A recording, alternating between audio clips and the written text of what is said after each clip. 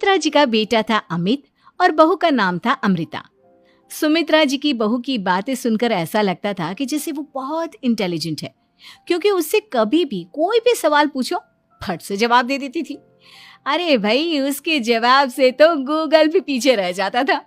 और इसलिए कम से कम सुमित्रा जी के घर में तो किसी को भी गूगल की जरूरत ही नहीं पड़ती थी।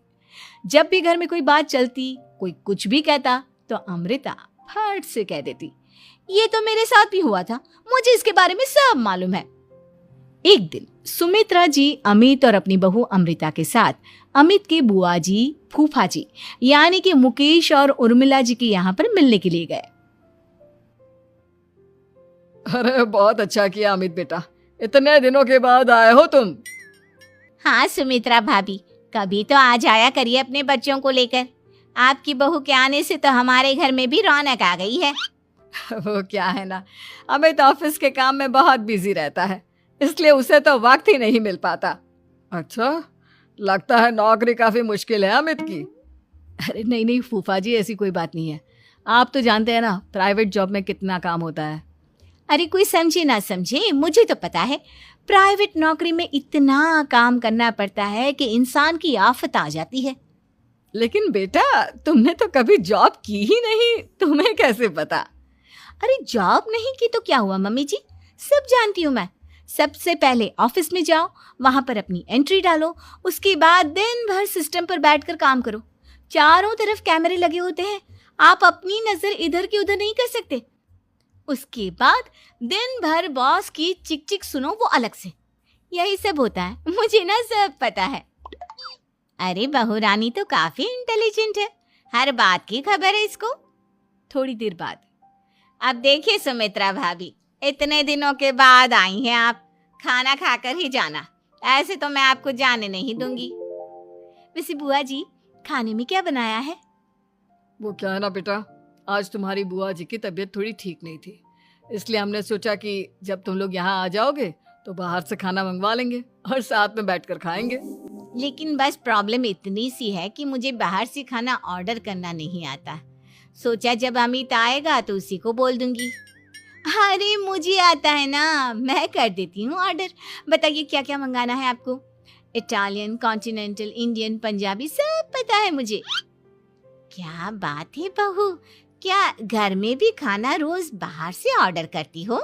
अरे नहीं नहीं नहीं बुआ जी, ऐसी कोई बात नहीं है, बस मुझे ना सब पता है। कोई बात नहीं अमृता, मैं अपने फोन से ऑर्डर कर देता हूँ।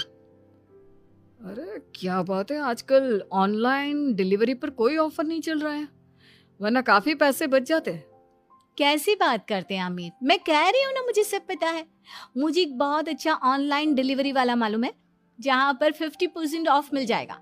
और आज तो वैसे भी फ्राइडे है ना, फ्राइडे को तो उस पर 50-70% ऑफर मिलता ही मिलता है। अरे क्या बात है, इसके बारे में तो मुझे पता ही नहीं था।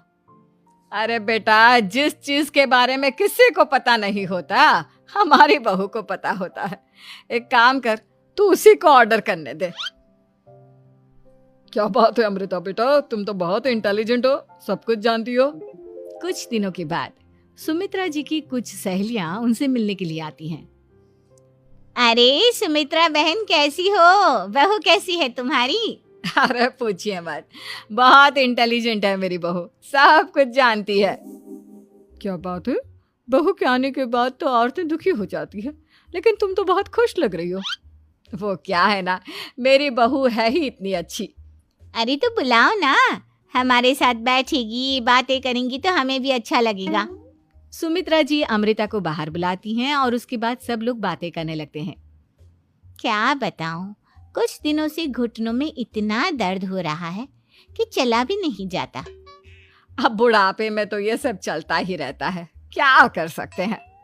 आंटी जी, आप योगा करिए, योगा और साथ में ना काले तिल खाया करिए, आपके घुटनों का दर्द भाग जाएगा।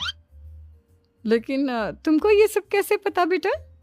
अरे मेरे भी घुटनों में दर्द होने लगा था, मैंने योगा किया और काले तिल के साथ गुड़ मिलाकर उनके लड्डू बनाकर खाए, एकदम ठीक हो गए हैं मेरे पैर। अमृता, ये तुम क्या कह रही हो? इतनी कम उम्र में तुम्हारे